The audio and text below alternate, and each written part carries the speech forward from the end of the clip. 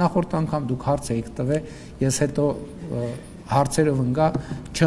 մոռացա պատասխանել, հարցրեցիք, ասեք, այդքան շատ մեղքեր ունեք, մեզնից յուրաքանչյուրը շատ մեղք ունի։ Մենք բոլորս մարդը մեղավոր է, մեկինը մի քիչ ավել, մեկինը մի քիչ պակաս, իմ իհարկե ենթադրվում է, որ ավելի շատ։ Պայմանավորված է իմ պատասխանատվության չափով եւ իմ կարգավիճակի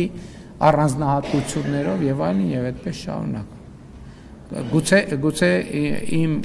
կյանքի առանձնահատուկ բովանդակություն։ Եվ ընդհանրապես կարծում եմ, որ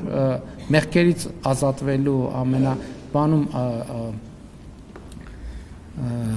31-րդ Սաղմոսում ասում է, որ մեղքերս քեզ ցույց կտամ եւ անօրենությունս չեմ թաքցնի քեզնից։ Դա յուրաքանչյուր հավատավոր քրիստոնյայի համար պետք է լինի կրեդո մոտեցում, որովհետեւ մեզնից իմիջայլոց էլ ասեմ, որ փարիսեցիները ուզում են փորձության ենթարկել, չէ, ուզում են մարդուն դրթել նրան, որ նա ասի, որ ես անմեղ եմ, այսինքն բանի մեղքի տեսակետից անմեղ եմ, որովհետեւ դա ամենամեծ սրբա պղծությունն է, որ երբ որ որևէ մահկանացու ասի ես անմեղ եմ, այդ նշանակում է, որ ինքը իրան աստվածացնում է, հետևաբար ես մեղավոր եմ։